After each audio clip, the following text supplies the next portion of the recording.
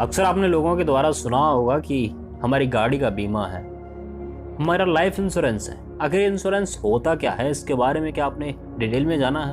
तो चलिए आज के वीडियो में हम आपको बताते हैं इंश्योरेंस पॉलिसी के बारे में। इंश्योरेंस पॉलिसी क्या होता है, क्या आपको इसको लेना चाहिए या नहीं लेना चाहिए, इसके बेनिफिट्स क्या हैं और इसकी ज़रूरत क्यों है। तो चलिए शुरू करते हैं। बीमा भविष्य में किसी नुकसान की आशंका से निपटने का एक प्रभावी हथियार है। हमें नहीं पता कि कल क्या होगा, इसलिए हम बीमा पॉलिसी के जरिए भविष्य में संभावित नुकसान की भरपाई की कोशिश करते हैं। इंश्योरेंस का मतलब जोखिम से सुरक्षा है। अगर कोई बीमा कंपनी किसी व्यक्ति का बीमा करती है तो उस व्यक्ति को होने वाले आर्थिक नुकसान की भरपाई बीमा कंपनी ही करेगी। इस तरह बीमा कंपनी ने किसी की कार का या घर का, स्मार्टफोन का बीमा किया है तो उस चीज़ के टूटने, फूटने, खोने पर बीमा कंपनी उसका मुआवजा उसके मालिक को देती है। बीमा वास्तव में बीमा कंपनी और बीमित व्यक्ति के बीच एक अनुबंध है। इस कॉन्ट्रैक्ट के तहत बीमा कंपनी बीमित व्यक्ति की एक निश्चित धनराशि प्रीमियम लेती है और बीमित व्यक्ति या कंपनी को पॉलिसी की शर्त के हिसाब से किसी नुकसान की स्थिति में उसे हर्जाना देती है। वैसे तो इंश्योरेंस दो प्रकार के होते हैं, जीवन बीमा और साधारण बीमा, यानी लाइफ इंश्योरेंस और जनरल इंश्योरेंस।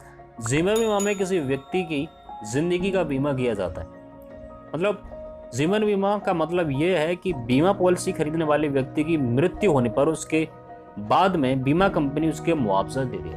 मतलब पहले आपको अगर लाइफ इंश्योरेंस कराना है तो उसके लिए आपको प्रीमियम पे करना पड़ेगा। मतलब आपको अगर साल में 6,000 रुपये पेमेंट करना है तो जब आपकी मृत्यु होगी तो उसके बाद आपके परिवार वालों को मुआवजा दिया जाएगा। ये लाइफ इंश्योरेंस होता है। चलिए आगे की ओर बढ़ते हैं। अगर परिवार के मुखिया की मृत्यु हो जाती है तो घर का खर्चा चलाना मुश्किल हो जाता है।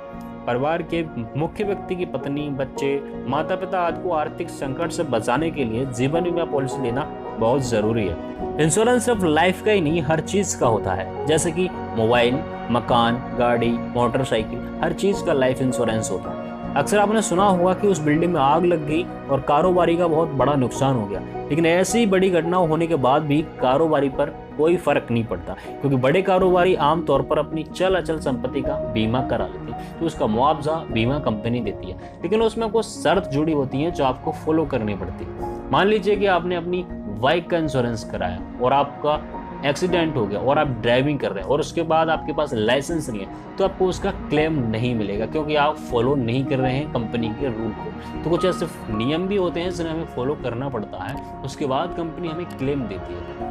चलिए अब आपको बताते हैं कि आपको इंश्योरेंस कराना कैसे है। वैसे तो आपको बहुत सारे बीमा एजेंट मिल जाएंगे, उनसे आप करा सकते हैं। अलग अलग कंपनियां हैं, अलग अलग रूल्स हैं। अगर आप हमारे थ्रू कराना चाहते हैं तो डिस्क्रिप्शन में आपको डिटेल दी गई है, वहाँ से आप कॉल करके आसानी से अपना बीमा करा सकते हैं।